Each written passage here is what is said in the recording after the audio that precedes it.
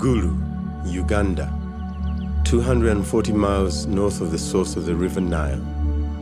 For decades, military conflict, AIDS, and civil unrest have gripped the people in a country whose population numbers 32 million.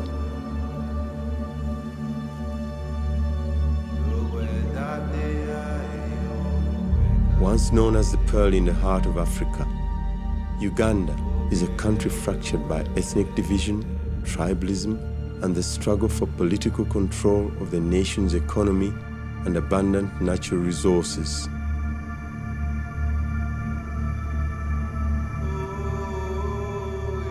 The victims are the men, women, and children of the community.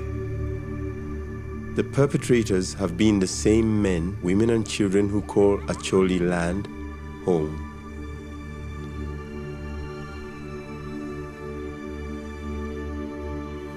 What remains is a society fragmented by war and disease, a generation who do not understand the meaning of peace or the security and comfort of a community that is prosperous.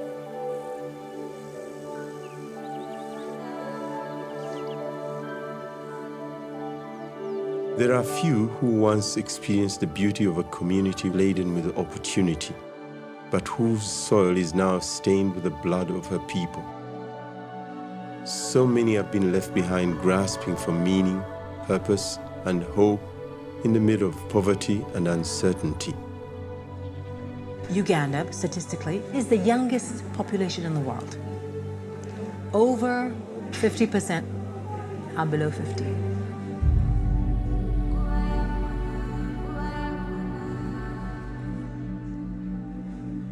Now, the war in the north of Uganda has been going on for 23 years, which means 50% plus of the population of the north have no idea of what it is like to live normal. They have been cut away.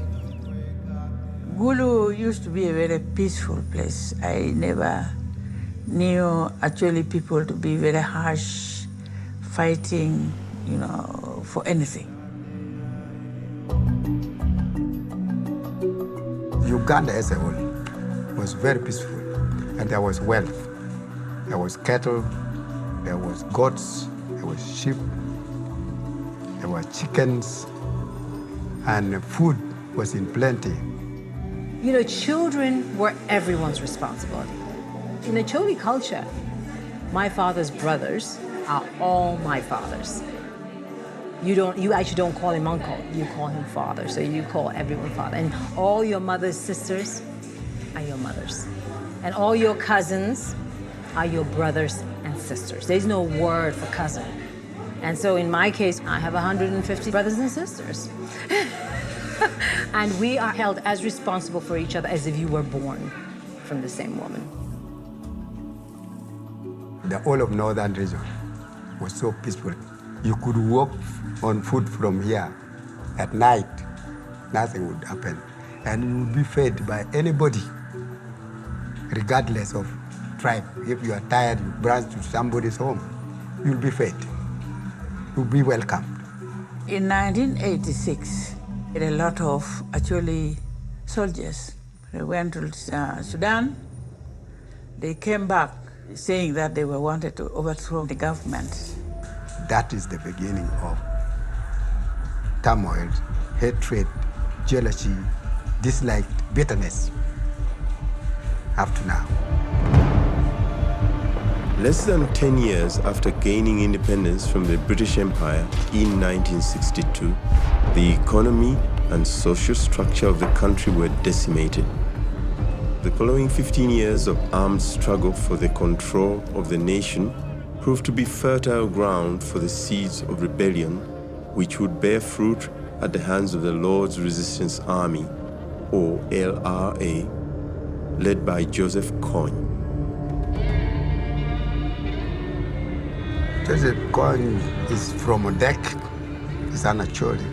He claimed to be possessed with the spirit, and he was saying that it was the God who told him to fight.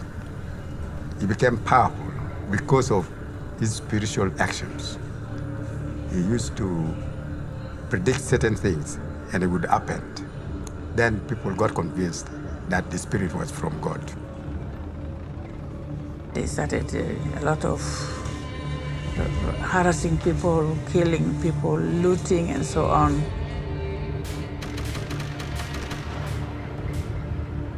LRA wanted the community to be on their side. And the government also wants the community on their side. The community were between the two forces. The government was saying, you make alarm when LRA pass. Then Kony got annoyed and ordered people to be killed. They had nowhere to go. As time passed, a pandemic of terror arrested northern Uganda as Kony's LRA began mutilating people suspected of supporting the government. Meanwhile, as the government mounted their own military response, Joseph Kony unleashed a tactic which defies human sanity.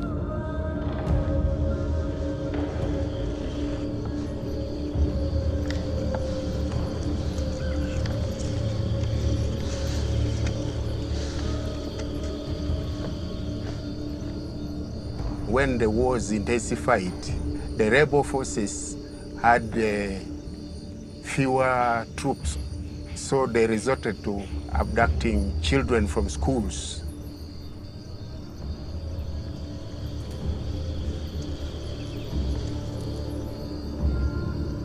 All the LRA training is done by Kony himself. What the spirit tells him is what he does. People who knew military science became useless. God said, God doesn't work with us. God works with the children. The spirit told him that children are innocent. They follow what God wants. They have not sinned yet. And during war, they don't die much. That's why the spirit told them to abduct children.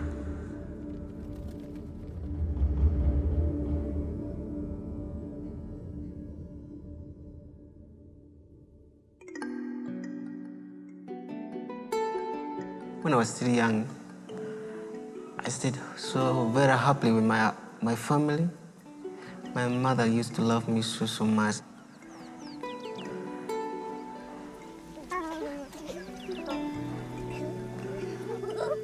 She used to cook for me some very nice food.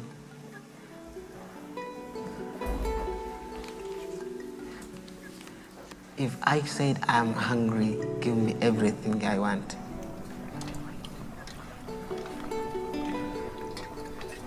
And I was so fat at that time.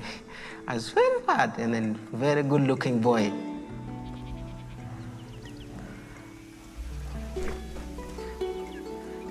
My mother, my parents, they care for me. They love me. People in the community, they love me. Even my father, he used to take me anywhere I want to go. Life was very good.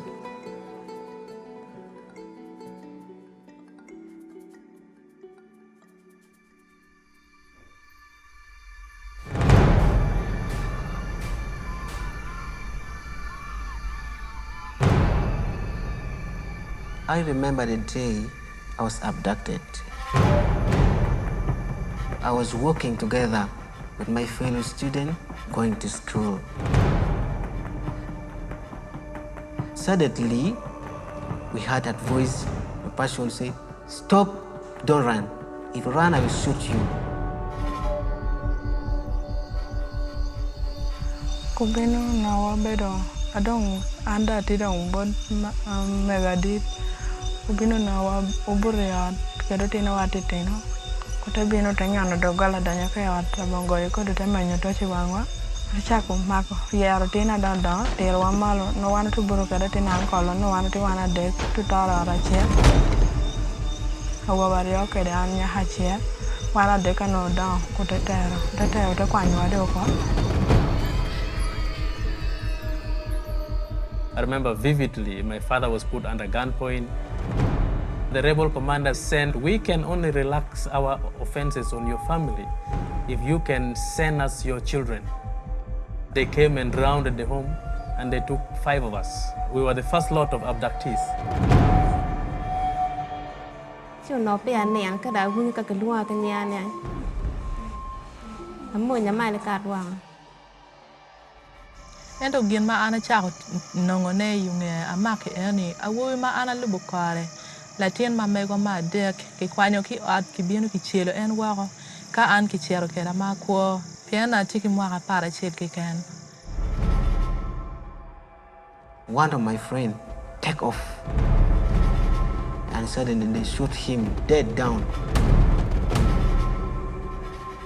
The blood was there coming from his body. I feel like running. I have no energy to run. I have nothing totally. I have seen he has really died, and he was my best friend. Ya po ko makalutino maduong ko yung mao. Makalutino maduong tino matino mago ko gogo kaya ko ya tino mano ko mako ko medo ke toro ke mago no toro ke pono nyal tina chiela reo. Ya tino matino mago ko gogo ko ya ke bol ke kenyu. Mago ke bol mako. Kita madir make me na ting. Kita buat be me sia Sudan beru tek bara da. Kieno beru or mano pipa.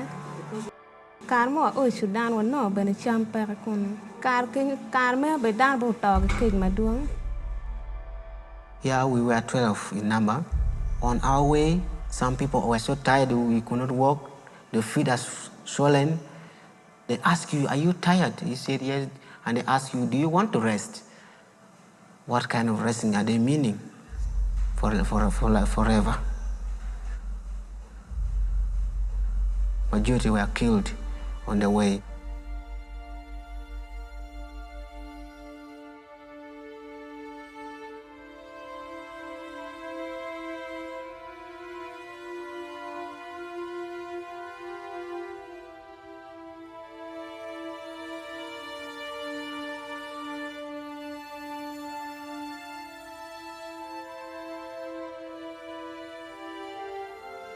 Tonggen no chuero ya lo ka ma o Sudan.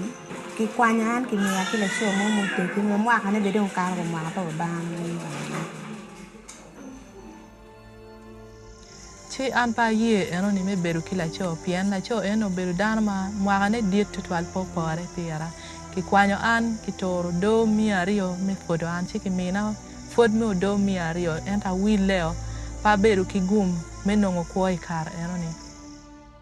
They will register everything, all the detail about you, where you are from, who's your mother name, who is your father name, who's your close relative. And they one day told you to come and they'll bring them right to your home. You see your parents, but you don't talk to them. And they said, "Well done for your child that you've given to us. He's doing a great job." And they give some portion to them, and they leave them there because they have now got all the detail.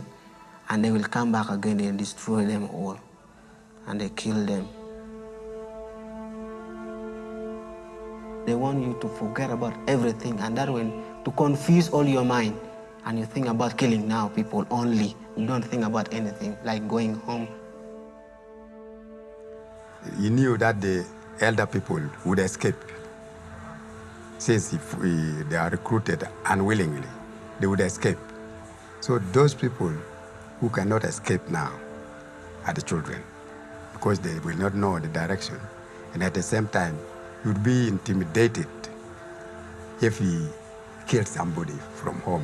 Korwa me wato mo pi kede ni gati akorwa kai ka ku kwa gin man ta kwa anya da ne ta ko kwa ge ni ma wono gin ma wono ta me to buya nya ta ko kwa ge ma ku ngalo ne ha ko wan ja te tene dongo do wa dongo po de po ye to ko gino te me ra te tene no do jo kan dongo ne ha go wa ku ko no ko te ko me to lwe. After a few months, we were taken for militant training. They fire on you, and you have to dodge the bullet. Most of the children died, and I thought I am really going to die at that moment. Yunge ma chao nongo ala ko na futo da ki dwa ka chen ni dog lwen ni kin ma andong adeg la choni abed dong la lwen ma twal pe gen ma konyo dong kin ma gen gitika ko kere kuno. A lot of them would have their first child by the time they're 12. They tell us stories of fighting with these babies on their backs. You know, going out there and taking life raiding villages. Kara yunge eno mana a mi dugu chene no dong iya ti kila tiencha kila chocha maki goya ni umir ki mi an borani. Ento ana moki kuona ni ruba po mi ana bed makwo umiro ana bed al kwan kuona mi bedu kwo. Ento kar ki kara chere dog lwen adugu manufura kwo chi chunya bedu ka chuere da pingo ana bedu kwo tien jemi matiti me kuona po pore titwal. To show that we are really qualified to be a real soldier, we were forced to chop someone into part and hang the part on the trees. If you refuse to do so, automatically you will be the very person to be killed. Some people who tried to escape, they were killed and they were put in line, the dead people, and we were forced to walk on them. After walking on them, they brought food. You sit on dead body, you eat food. Yeah, you feed, and they sometimes force you to test the brain. Yeah, to test it, you pick and you test. To be a soldier, we need to have the uniform, the gumboots, and the gun. And they said, now, what you have to do, go and take off from the government soldier. So we came to Uganda and ambushed the government soldier, dodge the bullet as you have been doing in the training, and you take the gun, you take the uniform, whether it is mixed with blood, we don't care. From there, we said we are really now qualified to be the real soldier. We stayed in Sudan for 1 year. Then we were brought to Uganda again to abduct many children, to increase the number of the soldiers in the bushes. The commanders that work with us, they said, in this village, I want you to kill every living thing. You have to do it. They don't mind whether you're a child or you're an adult or you're a woman or you're a man or you're a boy or a girl. People are ruthless. The commander said, please, David, kill that man right now, here. I feel like, how can I start killing this? And they're shouting, please, David, do it right now. I do remember looking in his eyes, he was crying, the tears coming out, crying for help for me to forgive him. And for me, I was about to even to cry, but I could not now show to people that I feel the pain in me. I feel so sympathized to kill a living person like me. And I feel so bad to kill and see blood coming outside. But I have no alternative. I have nothing, I am nothing, I'm just a little boy.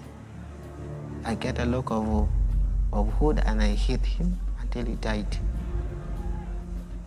I did it. I killed someone and I could not sleep the whole night.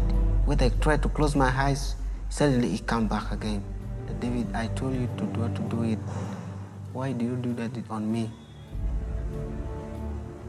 They even tried giving me some local herb and forget about that. But sometimes you wake up at night like, I want to kill people right now. Where like this you talk or you're by yourself. But still, they force me to kill people and still I get used to it.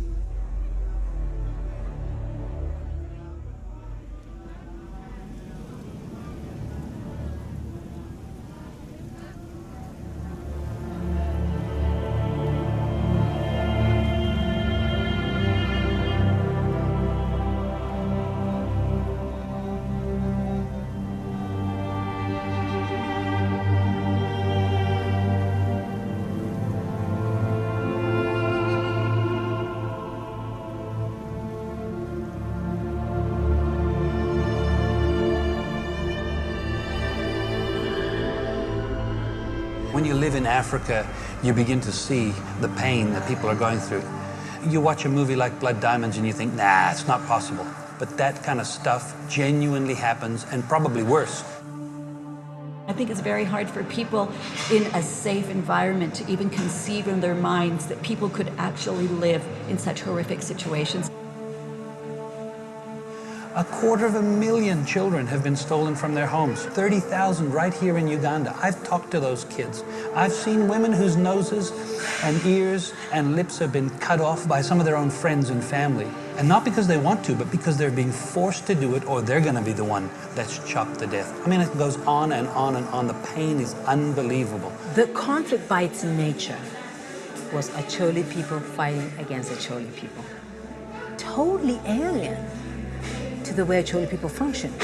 And I think for a lot of people just adjusting to the thought that another Acholi person would attack them, it's an attack on the psyche of the people.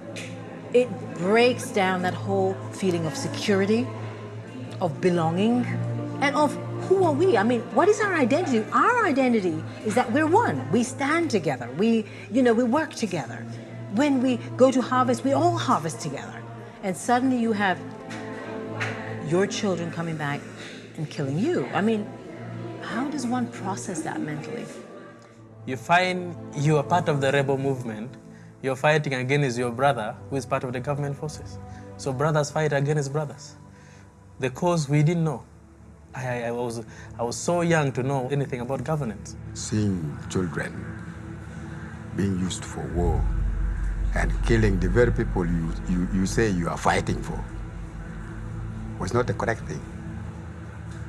So I felt bad. Pien ma beru ka kar ki te kar eni weng. Furi ye na me beru ko ento jima pol tika time ko na pingo gine eni tika time. Kar ma dong a beru ka yela eni ko na para yunge mwa bor amoko tama pedugu kamaleng.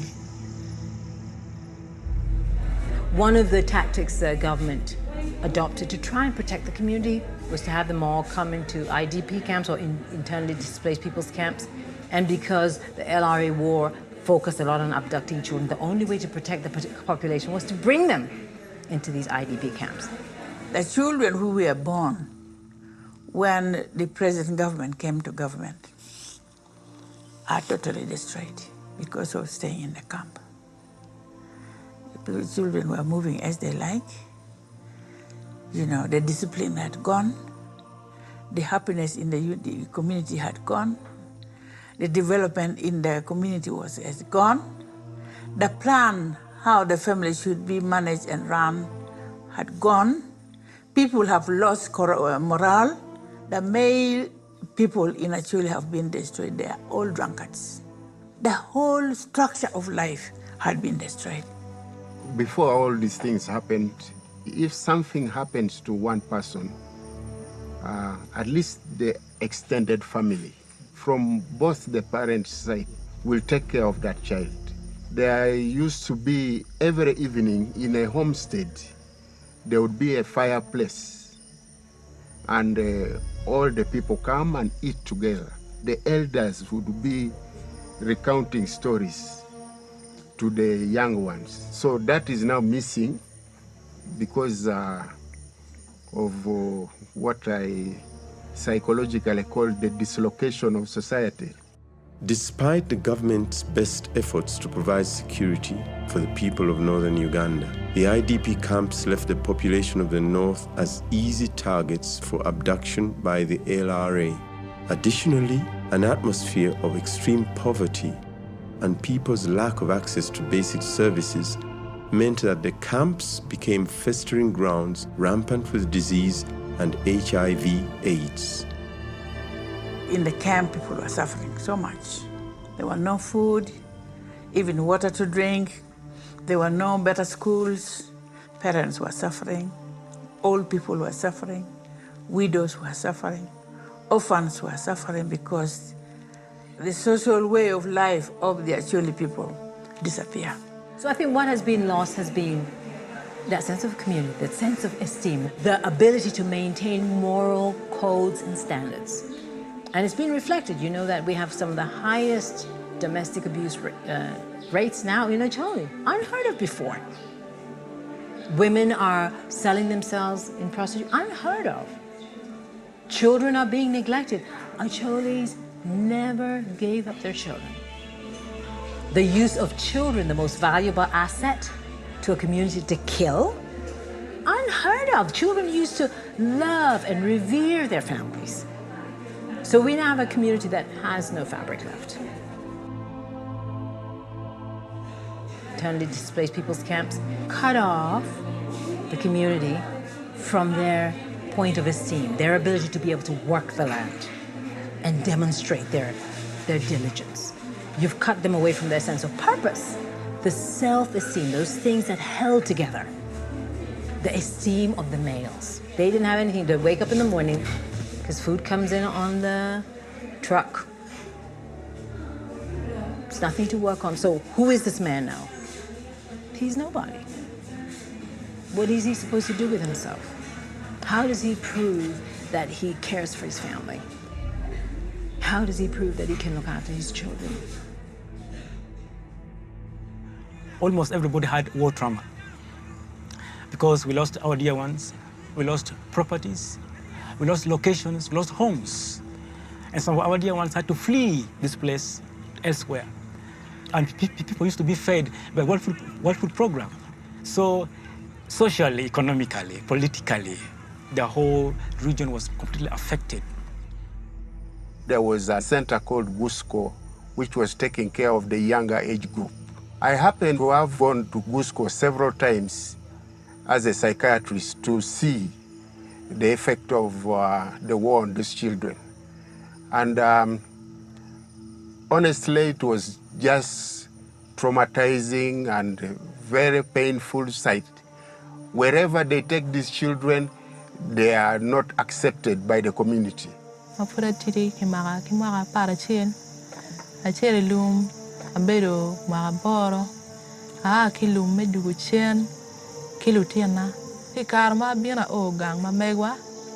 Ano lu nyodo na peri o weng ti chunya to te twali kar eno ni da tamani an kilo tiano na ma du kere ni ngamo bi konya aneno lu tiano eno no konye pe te twal ki bara. Some of these children come back, and when they go to their homes, they find that another group of rebels have killed both of their parents. So they're in shock. They don't know what to do. When I came back, I found all my parents were all killed. I stayed with my uncle. After a year, he passed away. I have nowhere now to go. Young people are being diverted to so many other petty aspects of life. Prostitution, petty trade in town, and then becoming hooligans in the community, and then they're becoming more dangerous to the community. Many of them have been arrested, they're in jail. Many have got HIV. Food on table, many cannot afford. So if I don't afford food on my table, I have to go and become a prostitute if I'm a lady, or if I'm a boy, I go and sleep with sugar mommy who could be sick. I get infection, but that infection I know might take time to kill me. So by the time that kills me, I would have eaten food for some good years and months. And through that, I could have helped my siblings go to school.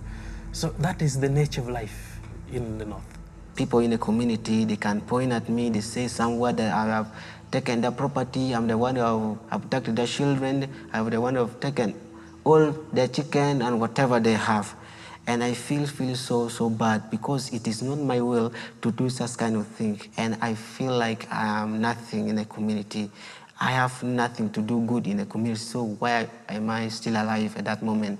And I feel like taking my life off, to kill myself, to hang myself and die. When someone doesn't see a future in his life, he can be more destructive because he wants to destroy the one who has, so that they're all in the same level. That is the attitude. I don't have, you have, I have to destroy you so that we are the same. But when I see hope, that through your goodness, I can also be better, then we can live a better life. In the mid-1990s, Gary and Marilyn Skinner established Watoto in Uganda's capital city, Kampala, to provide holistic care to women and children in the community who had been adversely affected by the country's HIV/AIDS epidemic. Watoto Church has developed numerous children's villages to provide physical, emotional, and spiritual care to these widows and orphans. Watoto is now extending its reach to the community in Gulu, who have suffered as victims of the 20-year armed conflict in northern Uganda. They have basic needs of a human being: shelter, food, security, clothing. Now, once somebody lacks this, whatever you try to help that person with, it will always be a waste. If I have a sick child, you're giving me money to run a community project, I will divert that money to treat my child.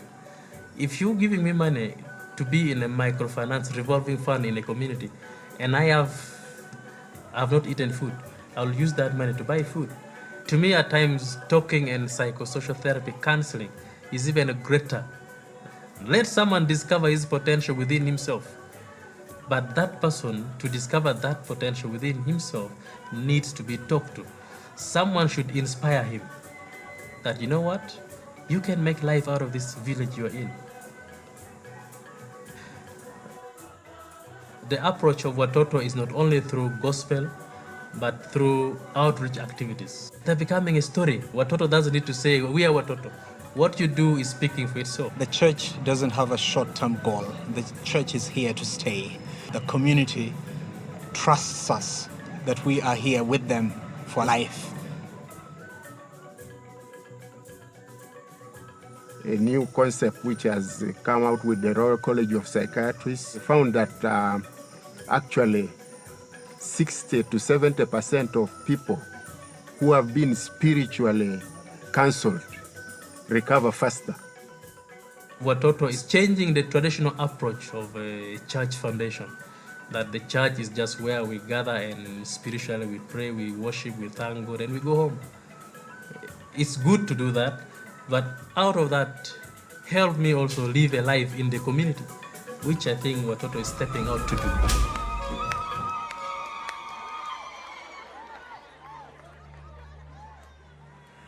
This is a big community. There are hundreds of people who have been traumatized. I feel that for the people of northern Uganda who were mutilated during the Northern War, it's important to rehabilitate the person as a whole. And these are people who, if given the treatment, they can contribute greatly to the development of the country. Nancy, during the war, had her lips and nose and both ears cut. She told me she even lost her family, her husband. There's a lot of social stigma associated with the mutilated people. For Nancy's case, she had withdrawn herself from society.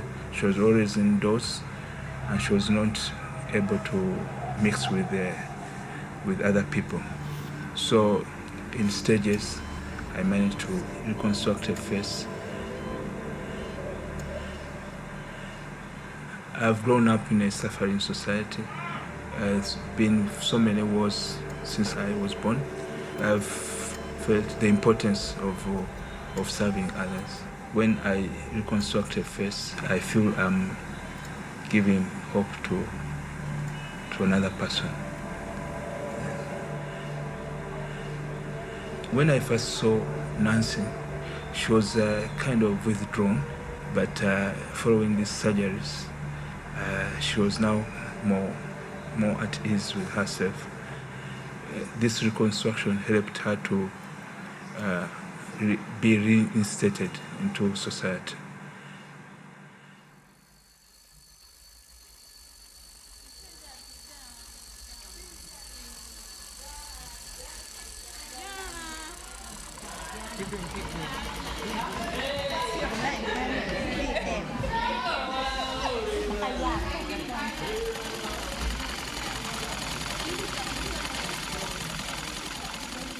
Living Hope is really an outflow of Watoto itself that seeks to restore dignity to vulnerable women. Women who are formerly abducted by the LRA, women who are living with and are affected by AIDS, women who are vulnerable because of their social situations.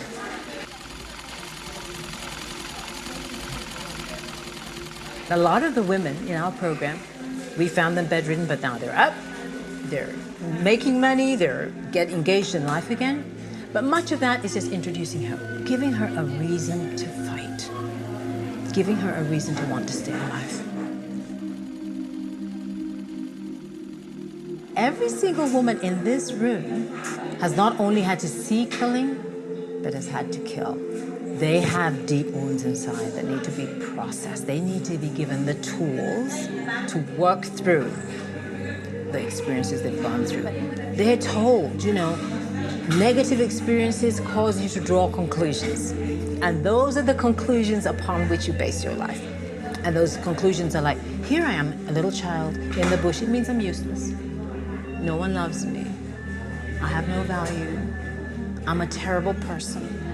And that's what they've come back with. Those are the foundations of their lives, especially when they're so young. And we have to say to them, that conclusion was not right. The God who sent us to come and talk to you says, you're fearfully and wonderfully made. He says, you're beautiful. He says, you have great value. He says, it's not over till it's over. Your past is not the definition of who you are. You are defined by who God says you are.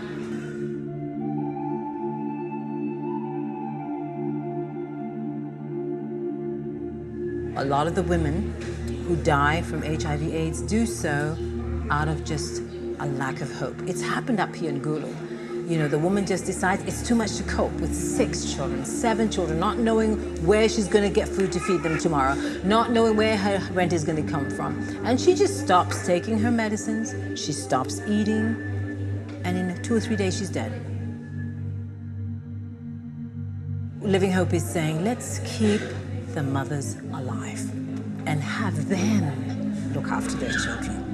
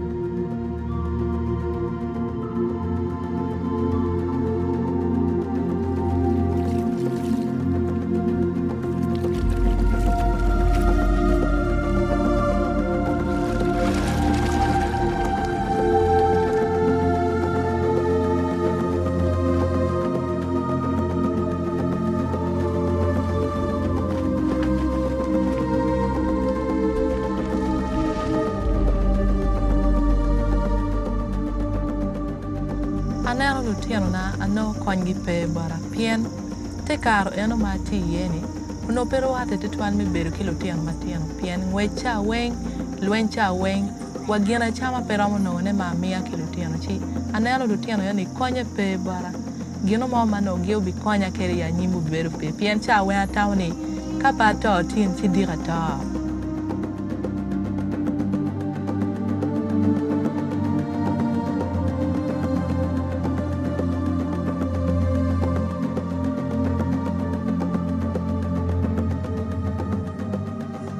mede ki bedo ki kero me mede ki teaching madong wa chaka karo eno ni para wa ikara ni furati ye ma atiki kero ma cholo lutino na gang kwan je ma pol ma ana romo tim ne wa ar ma abere ye bene ano ye ma cholo ki kero ma living up do mina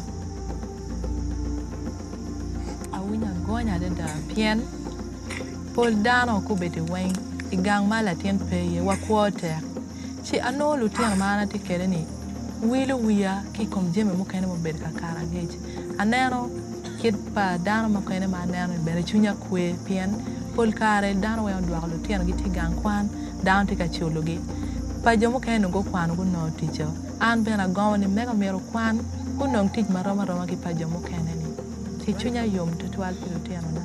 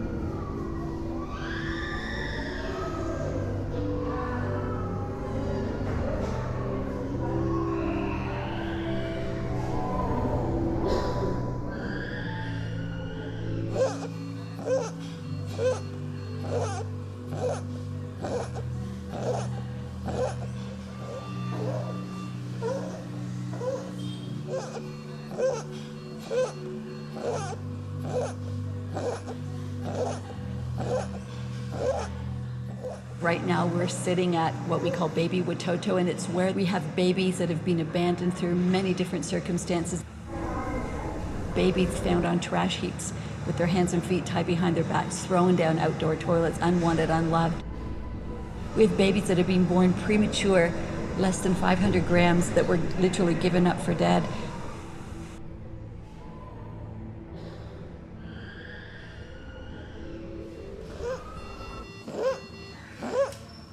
Can we pray together with you and him? Yeah. Jesus, we thank you for this precious little boy, Abe, who needs a miracle from you.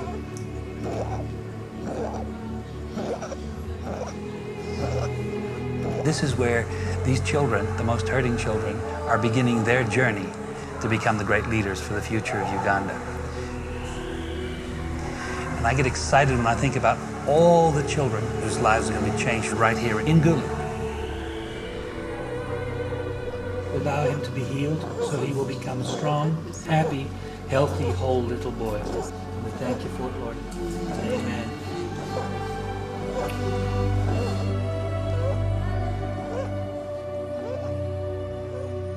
This country needs future leaders.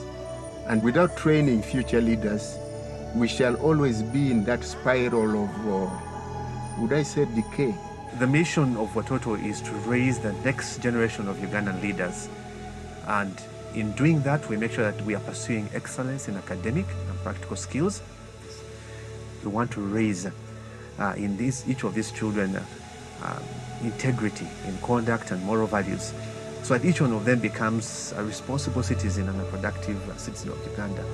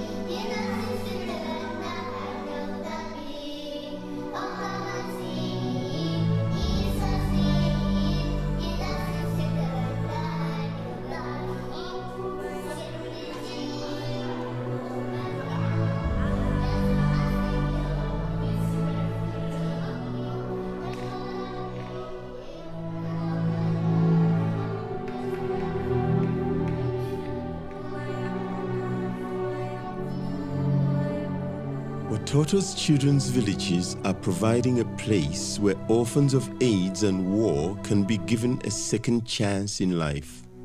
Each village includes a safe community of single-family dwellings where 8 children live together with an adopted mother, usually a widow herself. The village school offers the children a thorough education, either formal or technical, to equip them for a successful and influential future as leaders of their country. Watoto's approach is intended to be comprehensive in meeting the physical, emotional, and spiritual needs of Uganda's most vulnerable orphans and widows in a place that they can call home.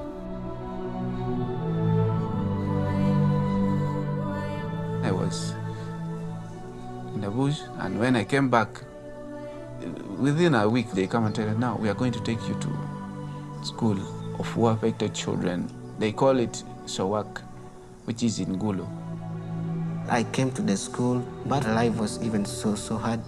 And some teachers also were saying the same language on us, abusing us. And I think this is the same thing happening in the village, in the community, and again here.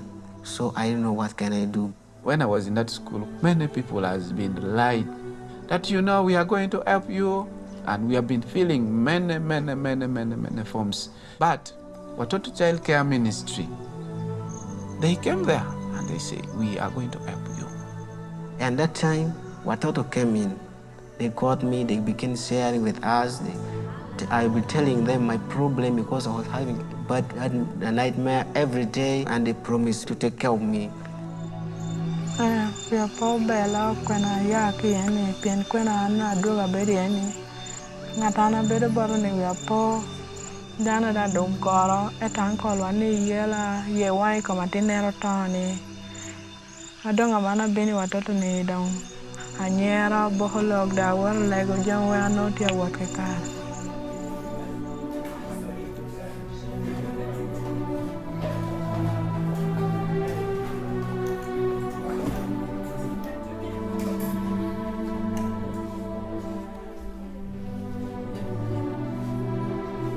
Right now, I have a mother in a house. I have everything I want.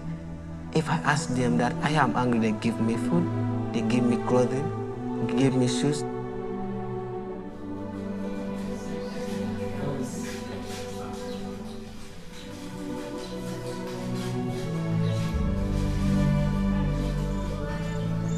Ginama nena ma ka buro ma ta ma ti chalo leka.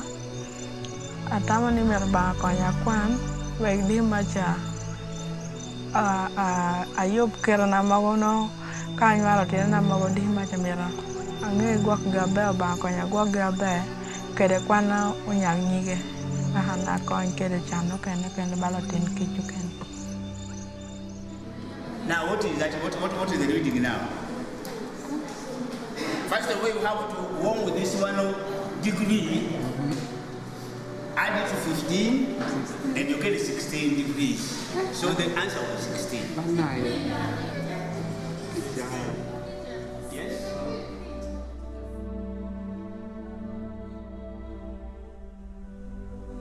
Life in school right now is going so well, and I have done examinations so good, and I'm going to be the first position in class. I want to become an engineer. I hope I will make it.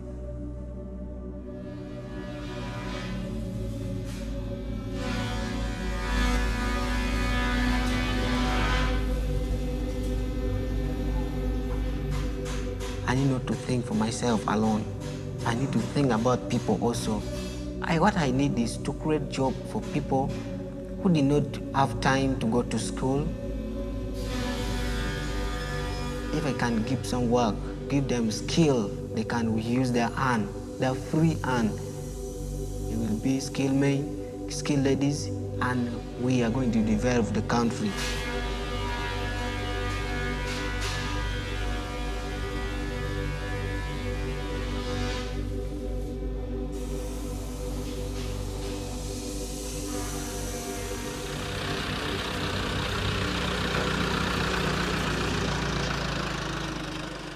If I grow up and I get married, I have children, I have my grandchildren, I will live the family up, plus the community. Now this is my time to be the example to them so that they know if you just be there idle, you will never make anything. But if you put your mind in thought, you know who, what, and why, you can achieve what you want to be. I want to be the solution to some problem, to stop corruption again in Uganda, and I believe nothing impossible with God. Go when I carry lega, you know, by no when I quite that by no when I go cataya.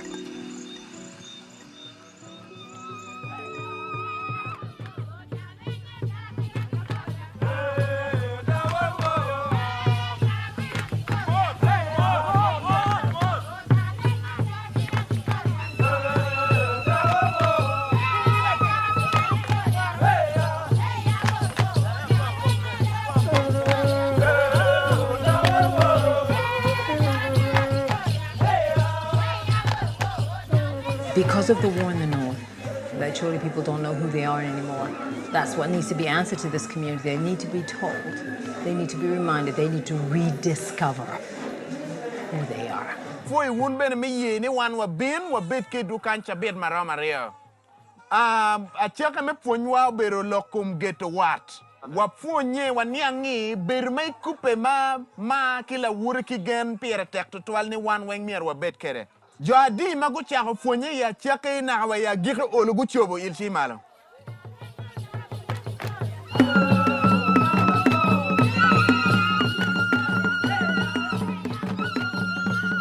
We've been going through this program of Empower Trauma Rehabilitation as a Watoto program since 2009.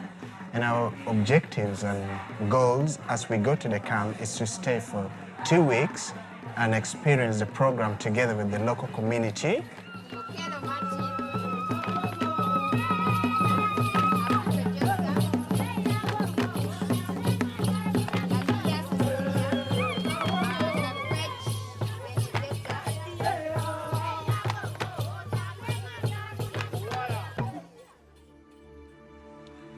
People who go through this trauma rehabilitation program have to experience 2 particular parts of the program. One is about emotional strength, and the second one is about forgiveness. Kum tama ina na aram me awa jini foje no ko choko chunya me dong pati ka tama kum gino mo kana mo karangit marai pien uberi yo madong kwanyo en kini ka ma mo no anatika kerne chunya ni ngat jo man ma dong no kirwe yo po mera ni kanyango no vidu kama atie nyer bene ko no kerna tie mera ro po gi chio mio ene foje eni o kwanyo kini kana ni eni duchu dong bayo chien mumi anena me dano mo ken roma chala am bene mumi ape kiti ne am kan pat fonyen no beru kani ko nyo dano me dola ki paro je mo ken mo no tika time boti kan me kwanyo pa gi chinje no. The government has given amnesty to all those who got involved in the war, and people have been asked to forgive one another, because without forgiveness, we will not live together. So whether you saw somebody who abducted you or somebody who did you wrong, it's not a time for thinking backwards, it's thinking forward. Live in peace with people, forgive, and let life continue. Pada ko mira bet kitam tutual ikom jeme mo kene mo berkati me kuana pien ilobo ni jema pol wake kwa chima mega do time karo ate kila wara rao penyo ni megi tinining ano pala wara dak liap loy mega ma kare chichunya beru matera aberu ki gomni ka ono atiki kero ma loy ma tikere ni mira kup ki jomo kene madak anero megi liap loy jomatika konyo gini.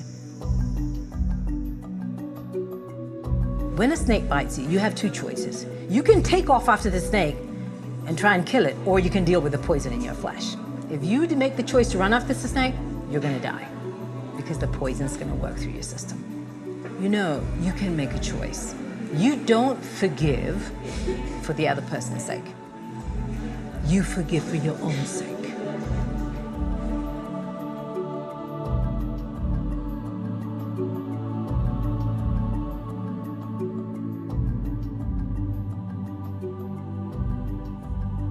The future could be much better if only the local people can have hope to live after the 20 years of conflict. What does that look like? It would look like the family who's able to live together and make their own living. A family that has forgiven and feels free to live in the community. It means the young man who has a future and doesn't have to compromise himself or satisfy some older woman to make a living. It means seeing the young girls going to school and being able to stay at school and not drop out, because when they hit puberty, they don't have a way to protect themselves and they're afraid to be in the classroom and soil. It means having the man being able to work his land and once again, be able to take care of his children and his family. It means having those communities where a child is no longer seen as a weapon of terror, but is back to being this valuable person who is a vessel of all that is good in this community. Every human being, at whatever life, at whatever aspect of life we are in, there is always hardship in whatever we do. Perseverance is good. It builds you into a man. It makes you solid, and then you can absorb all the negative things about life. Life is not straight. It is full of ups and downs, and you need to build yourself, the human being in you, to absorb the shocks of life. And then that's what this has taught me. However much you suffer, however much bad things come your way, once you determine to make your life a better life, you will succeed. In 5 years' time, to me, Gulu will be a different place. No, we are going to have a different generation of people who love peace. Someone said today to me, is my father a rebel? And I said no, but they want to come to a point where nobody's asking that question anymore. Where the past has been put to rest, where there is community forgiveness, where there is resolution and reconciliation in the villages, where there is forgiveness, where there is the freedom to feel on the family level that you are part of a family, on a community level that you are part of a community, on a tribal level that you are part of a tribe that has an identity, and on a national level that you have a sense of citizenship. And finally, to know that you have a place, that you fit in, that you belong. Even though there's a sense of optimism and hope, there are deep wounds, there are deep scars that people are carrying on the inside. And every now and then, something will trigger a memory of things that happened in the past. And so we need to get back into Gulu, constantly into Gulu, and we need to reinforce over and over again, the future is bright. We don't have to go back to those things. There needs to be a sense that Gulu feels, I've got friends around the world who are coming alongside me, believing in me, giving me back hope. The problem of Africa should be solved by we ourselves. We understand our culture. But truth be told, we will also not deny the fact that we need input, we need help from elsewhere. Our societies have totally been broken by corrupt leaders, men who cared for only power, decimated towns and cities and nations. And rebuilding a nation is hard. A few years ago, when you talk about the story of Amin, many educated people were killed, and as a result, most of them ran away. So the people who were left behind were not equipped to be able to continue, and that created a kind of a decline in our progress. There's a group of people who are rising up to say we believe that we can do something, but we also need help to be empowered to do what we can. Well, in the past, I said we have been depending on NGOs. That has been a source of employment, business, but now they're phasing out. Some of them have closed shop in Gulu. The permanent solution is to impart people with knowledge so they can work on their own, become self-reliant. I believe I can play a part to change the attitude of people towards work, because in the past 20 years, everything was given for free. And it's now a culture whereby people are used to free things, but we have to get back to work. I'm sure you know Uganda is blessed with so many opportunities. And these opportunities, because of poverty and lack of exposure to our own country, people believe we are poor. But someone needs to come and give us that kickoff, jumpstart our mind. And the jumpstart comes from someone who sees from outside the box. You are out there, you are seeing Uganda much better than we were inside. So maybe what you have seen is not what we have seen. Come and tell us what you have seen. Share with us, sit with us. We are determined. If we can make good partnership with honest and genuine institutions and individuals, nothing and nothing will defeat the Acholis from recovery. Why am I with Watoto? Because Watoto has put its finger on what needs to happen in this community. And that is making the Acholi community livable again.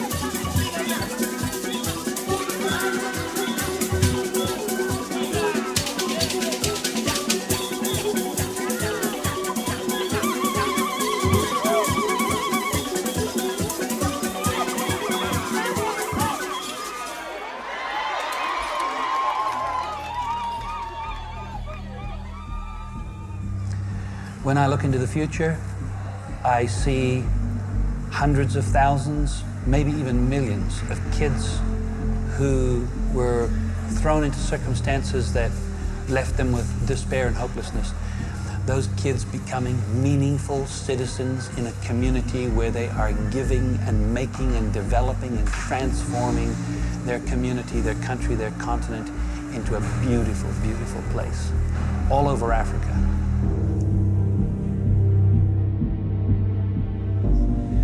I'm confident that when I'm an old man, I know that if I walk into a bank, I'm almost certain I'll maybe walk into a counter where there is a Watoto child.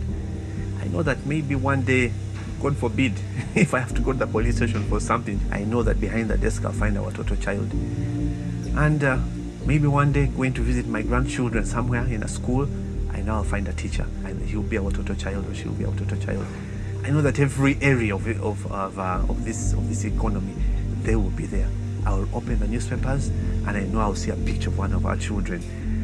I'll listen to the radio, I'll hear one of their voices. I'll watch TV, I'll see them being reported about. And even in a church, I'll attend some of their services. They'll be the pastors. Wherever they are, they're going to introduce values. There's going to be excellence in what they do. They're going to be people of integrity. Everywhere they will be, I'm sure we'll hear changes.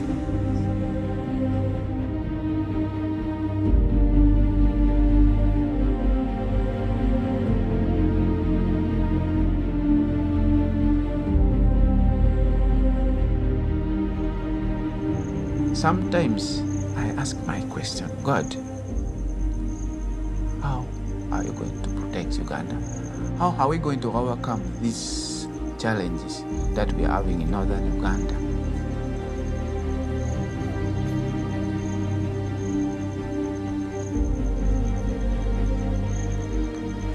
God, what's your plan for the orphan that their parents has been killed? God, as now I'm in a good place, but what's your plan for me after when I finish my study? What's your plan for my brothers and sisters? What's your plan for the poor family that their thing has been destroyed? I really wonder every day, God, what are you planning next?